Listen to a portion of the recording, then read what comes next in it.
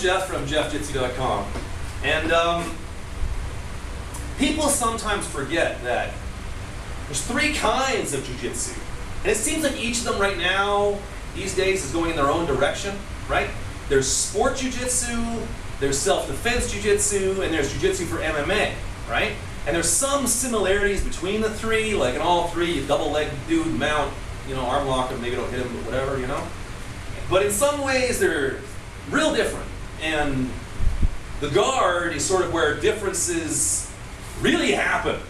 The guard for MMA, the guard for a street fight, and the guard for sport Jiu-Jitsu can be real different, okay? And I've done a few videos already that you can find on my YouTube channel about the guard for the street. I want to do one about the guard for sport, which is a totally different deal, okay? And I want to talk about how it's different. Would you mind sitting down? So, in the street, he wants to protect his face, and I want to protect my face. So he'd be laying back, right? And I'd be doing this, right? We're both like, ah, ah, ah, screaming, and it's ugly. It's an ugly mess, okay? That's for a street fight, which we'll talk about in a different video. In a sportive situation, right, where we're not allowed to punch and kick each other, right? We want to protect our legs. We want to protect the person getting a hold of our legs and controlling our legs. So he'll sit up, and he's protecting his legs, right? And I'll bend over, and I'm protecting my legs, okay? And I'll tell you what. Here, lay down, please. If he's using his self-defense guard, his legs are up. We talked about this. I can leg drag him. I can do the push-pull. If his legs are up, I can just push him over. And he's giving me his legs. And his arms are like back there doing nothing. He may as well not even have arms. He might as well be a double amputee. He's not using his arms at all to stop me from going around his legs. You see what I mean? Like he's just giving it to me, right? Which is why he wants to sit up. And I want to bend over, right?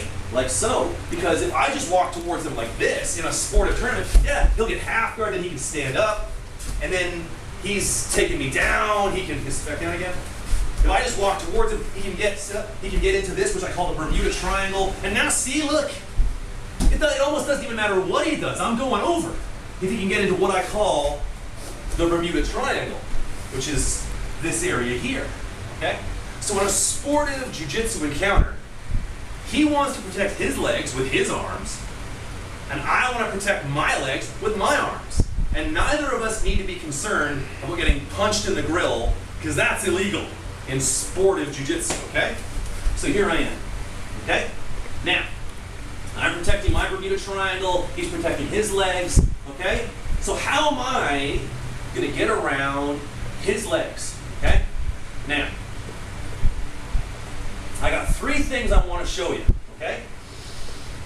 The first one is, if he gets it in mind to get half guard, right? He's going to put one hand on the mat, and then I can see that his crocodile jaws here, his 2 legs, are going to leap for he wants this, yeah, he wants to get this, and then he probably wants to go here and get under and topple me in my face, collect some points, and then stall his way to a victory, which is so common these days in jiu-jitsu, okay? So, here, move back a little bit, please. So what do I want to do? I have my elbows on my knees, I'm protecting, and I know that if he's sitting like this, right, he very likely wants this leg. You can even see he's lined up with this leg, right? So when he comes in, what am I going to do? I'm going to put my hand in his belt or on his tummy, and my leg's going to kick back, and then my other hand's going to slap his knee out of the way, and I'm going to come in to knee on belly, okay? Here, let's reverse sides so they can see what's going on. Okay? So I know he wants this leg, so when he jumps in to get it, I put my hand in his tummy. My leg kicks back and up. My other arm slaps his leg out of the way, and then I go to knee on belly. Okay? You follow me? So, if you see a guy lining up your leg, you're here, right? Go ahead. Push, slap, knee on belly. Right? Beautiful. Okay. Let's go on to the next one. Now, you'll notice in this situation that my hands are closer to him than my feet. And you'll notice that in this situation, put your feet on the wall, that his feet are closer to me than his hands, right?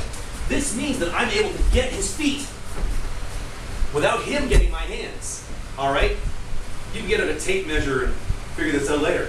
Especially if he wants to come towards me by doing the old feet, butt scoot, like if he's doing that. Okay? So, which is why you shouldn't do that in a jiu-jitsu tournament, because you're just giving the guy your legs. You're just, please have my legs. You know what I mean? Anyway, yeah, he does that. But sometimes, even if he's not protecting his legs properly, right, you can just grab his Achilles, and he's not even able to grab me yet. You just lift his legs, and then you've made him go to his self-defense guard, and you double leg pass into the knee on belly. You follow me? I know I say it a lot. It's okay. I'll say it again. You follow me? Okay? So that's the second one. The first one is tummy push, leg kick, slap to knee on belly. The second one is grab the Achilles, lift, and then go to knee on belly, right? And I'll talk about knee on belly in another video. But okay, so what if this guy is wise to the whole grabbing the Achilles pass idea, and he's sitting so far forward that he's using his hands to protect his feet, and now you can't get his feet, right, to lift them and run around his legs, okay? And you're still protecting your legs, your Bermuda Triangle. That's all totally the same. You definitely don't want to just walk up to the guy and then, see? You're going over, friend. That's it. So, he's protecting his legs with his arms. I'm protecting my legs with my arms. What are you going to do? Well, when his hands are low like this, he's not protecting his head. So what can I do? I grab his head and I pull it down, and then I can use just my hand, okay? Or, if I'm feeling a bit more zesty or whatever, I can put my body on that. And now I go around him and I'm behind him, okay? Because for him to get guard, it requires him to sit back and kind of like envelop me in the jaws of the crocodile, right? Looking forward, right? If I do this, get guard on me. No, I'll sit back, put me in your guard. See, you can't. It's non-possible, which is a hyphenated word. You follow me? So, be real careful with this. Okay, if you're practicing this with your friends or, you're doing this in your golden retriever or something, because this can mess up a dude's neck. Neck injuries are serious. People like being able to look around, so be careful with this one. But the idea is, he's protecting his legs, I'm protecting my legs, I scoop his head, and maybe even just this, you can go around behind the guy, right? And then he's like, where'd you go? Yeah, exactly, right? But the way I learned it in Brazil, right, when I was down there the first time, is you scoop and put your body on the back of his head like this, but mostly you're on his shoulders, okay? And then you can just go around behind him. And then you passed his guard. This is a guard pass. You're behind him now, okay? And problems have arisen for him, okay? So let's review the three I was just talking about, even though review is sort of unnecessary. If he goes for your leg, right, touch slap, and pass, right? If he's not protecting his feet sufficiently, lift and go around, okay? If he is protecting his feet sufficiently, cup his head, and go behind him, and then, you've passed his guard, right? Okay?